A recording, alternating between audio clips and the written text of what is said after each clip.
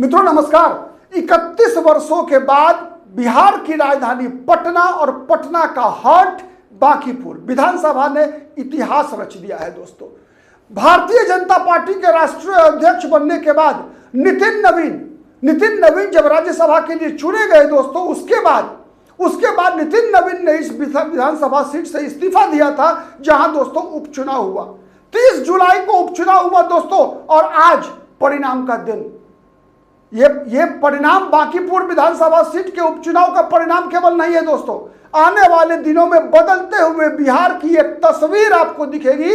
इस चुनाव के परिणाम में बाजी पलट दिया है प्रशांत किशोर ने बाजी पलट दिया। भारतीय जनता पार्टी के उस गढ़ को फतह किया है प्रशांत किशोर ने, जो गढ़ लगातार 31 वर्षों से बना हुआ था दोस्तों। भारतीय जनता पार्टी बांकीपुर 31 वर्षों से कभी चुनाव नहीं हारी थी। और ये क्षेत्र ऐसा है दोस्तों, जहां पिछले विधानसभा चुनाव में ठीक 9 महीना पहले जो विधानसभा का चुनाव हुआ था दोस्तों, जिसमें नितिन नवीन ने 51,000 वोट से चुनाव में जीत हासिल की थी दोस्तों। और उस विधानसभा सीट पर भारतीय जनता पार्टी बुरी तरीके से हारी है दोस्तों। भारतीय जनता पार्टी का एक गढ़ ध्वस्त हो गया है। मित्रों, जब भारतीय जनता पार्टी ने नितिन नवीन को राष्ट्रीय अध्यक्ष बनाया, तो लोगों ने यह अनुमान लगाया होगा कि नितिन नवीन की सीट है, भारतीय जनता पार्टी जबरदस्त जीत हासिल करेगी, 51,000 को 1 लाख वोट में बदल देगी जीत में दोस्तों।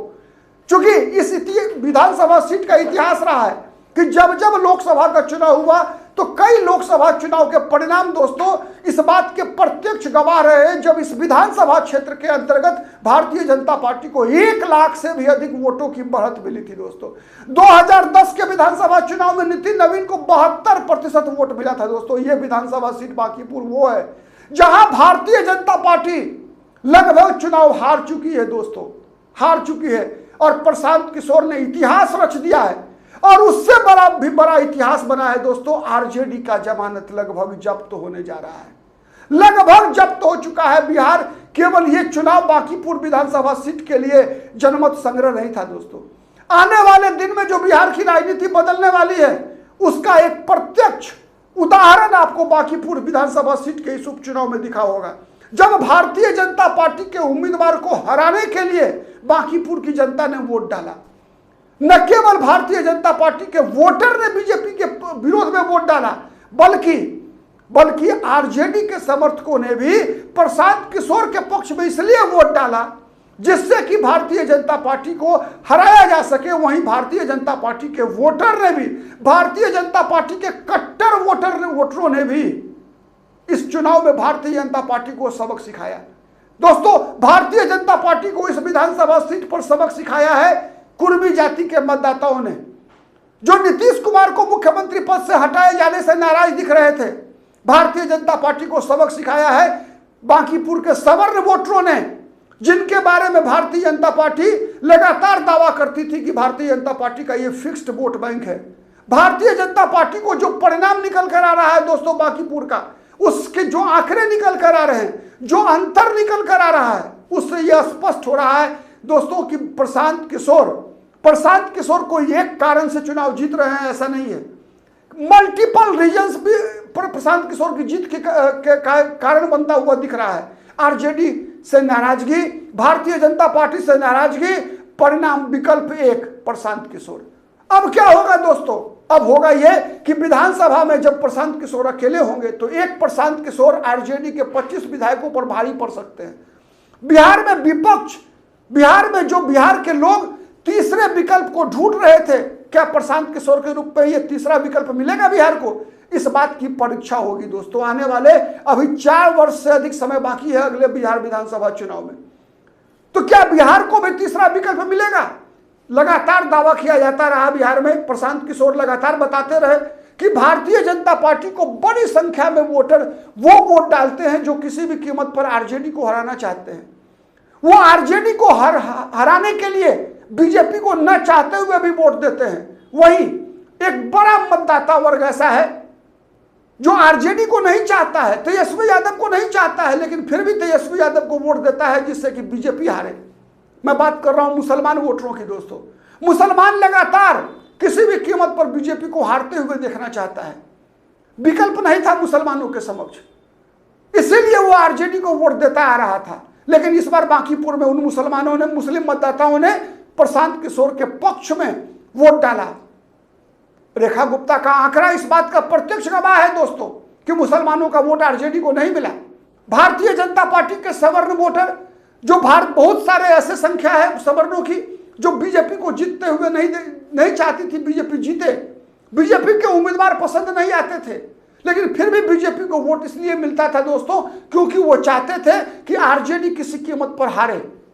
व्यवसायी वर्ग, शहर में रहने वाले मध्यम वर्ग के वो लोग चाहते थे कि बीजेपी का उम्मीदवार पसंद नहीं आता था, फिर भी बीजेपी को वोट देते थे इसलिए कि तेजस्वी ना जीत जाए, आरजेडी की फिर से सरकार ना बन जाए, फिर कानून व्यवस्था खराब ना हो जाए। आरजेडी के आने के डर से बीजेपी को वोट देते थे। प्रशांत किशोर यही निशाना लगाते हैं दोस्तों, पूछते हैं कब तक आप आरजेडी को हराने के लिए बीजेपी को वोट देंगे और बीजेपी को हराने के लिए आरजेडी को वोट देंगे? कब अपने बच्चों की पढ़ाई के लिए वोट देंगे? कब आप सड़क और बिजली के लिए वोट देंगे? कब अपनी जरूरतों के लिए वोट देंगे? तो क्या बांकीपुर की जनता ने प्रशांत किशोर के पक्ष में इसी बात के कारण मुहर लगाया है? ऐसे कई सवाल हैं दोस्तों। साथ ही दो और सवाल है कि क्या आरजेडी पर लगातार बीजेपी के नेताओं ने आरोप लगाया कि आरजेडी की प्रशांत किशोर से सेटिंग हो गई है। आरजेडी को लग गया कि हम अकेले चुनाव नहीं जीत सकते, बीजेपी का मुकाबला नहीं कर सकते, इसीलिए क्या तेजस्वी यादव चुनाव प्रचार से बाहर थे?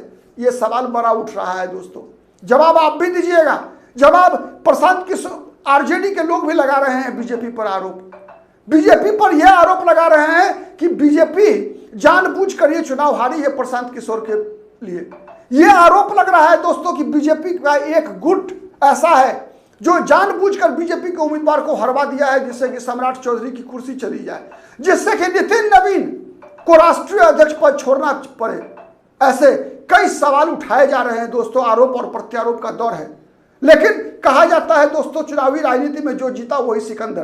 तो आज सिकंदर प्रशांत किशोर है। आज सिकंदर प्रशांत किशोर हैं। लूजर है भारतीय जनता पार्टी। भारतीय जनता पार्टी अपने गढ़ को ध्वस्त होने से नहीं बचा पाई। तो सवाल यह उठता है दोस्तों कि क्या तेजस्वी यादव अपने विपक्ष के नेता की कुर्सी बचा पाएंगे? क्योंकि एक बात स्पष्ट दिखा कि बिहार में बीजेपी का विकल्प प्रशांत किशोर बन सकते हैं। अगर यह संदेश है बांकीपुर का, तो याद कीजिए बीजेपी विरोधी जो भी वोटर समूह है वो प्रशांत किशोर के पक्ष में इकट्ठा हो सकता है, एकजुट हो सकता है। तो यदि आरजेडी का मुसलमान वोट आरजेडी से छिटक गया दोस्तों, तो फिर आरजेडी कहां रहेगी? और बीजेपी का सवर्ण वोट यदि बीजेपी से छिटक गया तो फिर बीजेपी का नुकसान। तो क्या सवर्ण और मुसलमान का एक समीकरण नया बिहार में आकार लेते हुए दिख रहा है? ऐसे कई सवाल हैं जो आने वाले दिनों में जिसके जवाब ढूंढे जाएंगे। आप जुड़े रहिए पॉलिटिकल आइडिया के साथ। हम ऐसे ही सवालों का जवाब लेकर आपके समक्ष आते रहेंगे। हमारे विश्लेषण से आप किस हद तक सहमत है कमेंट करके बताइएगा।